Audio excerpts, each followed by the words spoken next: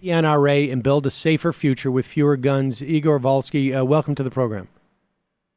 Hey, thanks for having me.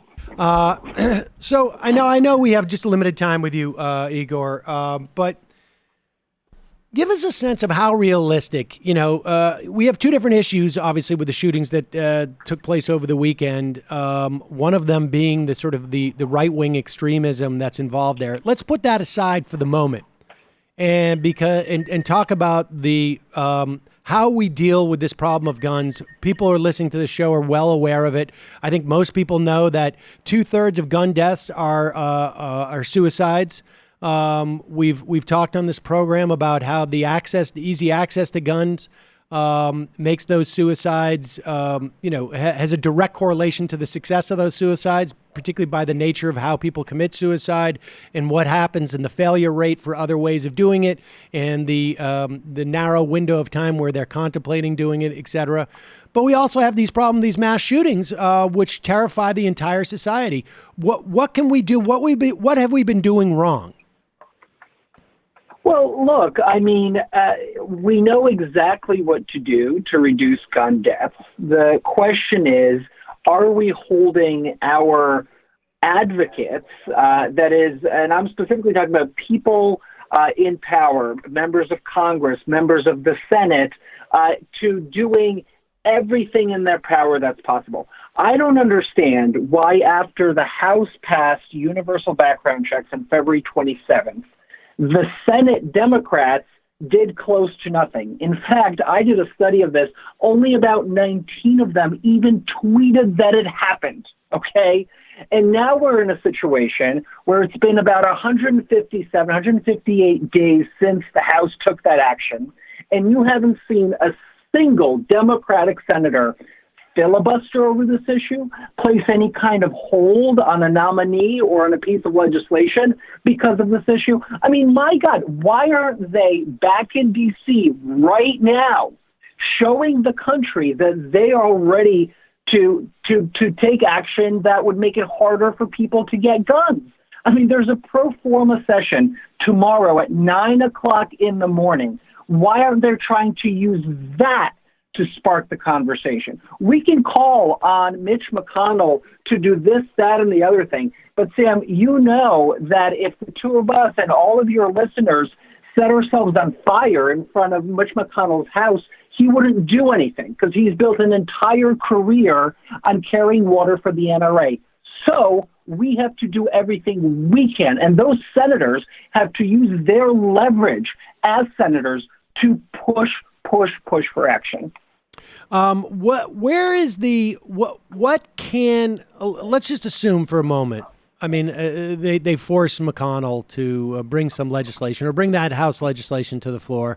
At the very least, right, this is the process in which you gain support, where you punish people for not supporting certain legislation and you make it clear that they don't support it. But what are the outer limits of what can be done legislatively based upon the narrow confines of the Supreme Court? Well, look, my argument is that given how the Supreme Court has interpreted Heller, how it interpreted the Second Amendment in Heller, where it found for the very first time that there's an individual right to own a gun, that even given that reality, we can actually get a whole lot of things done. So, in my view, we need to crack down on the gun industry, ban military-style weapons, but also regulate the products they produce. We need licensing and registration, and we need to invest in urban areas and community-based programs to reduce gun violence there. All of those things, Sam, can be done under the confines and under the framework set out in Heller. Now, if the justices move the interpretation and write new rights into the Constitution, into the Second Amendment, then I think we should have a conversation. Is it time to amend the amendment? Is it time to rethink how we view it? But right now, under current law, everything we need to do to build a future with fewer guns, we can do. And can those be done on a state-by-state basis? And to what extent have we seen some success there? Because it seems to me like I think I was just looking at the difference between Connecticut and maybe it was Texas in terms of just suicides. It's been helpful. Well, absolutely. And as oftentimes you've seen states try policies and then they've been federalized. So there's currently 9 states, for instance, that have firearm licensing. Those states have found great success, including Connecticut, as you point out, in reducing gun deaths. But you really need a federal solution for this, because what ends up happening is guns come in from states where they're easier to get. They're coming into the states with greater regulation. And so you need a federal floor. You need to raise that federal floor to licensing and registration. But states who are doing the emergency risk protection orders, who are doing universal background checks, who are doing licensing, they should continue doing that. That has an impact. But to really get at this problem, we need to really raise the standard, the federal standard of gun ownership in America. Right. I mean, we just saw that in California, where the guy bought the weapon in Nevada. I think we saw that in Ohio, where he bought the weapon, I think, by mail order in Texas.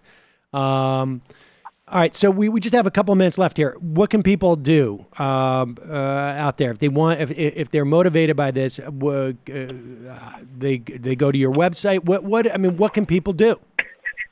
Sure. So 2 different things. If they want to get Senate Dems into D.C. and actually do everything they can right now, go to emergencysenatesession.org to make your voice heard. And the other piece, we didn't really talk about this, is I think Walmart really has a role to play. Why are they still selling guns? Why are they still giving money to NRA-backed candidates? Why aren't they investing in gun buybacks in the communities that they serve? They should be doing all of this. And if they do, Sam, they'll have, I think, a major impact just given their size. And so for that, I think folks should go to walmartmustact.org. They've already moved in the right direction over the last couple of years. Now I think they need to go further. They have a role to play as we wait for legislative change. They have an important role to play in helping build a future with fewer guns. Are they the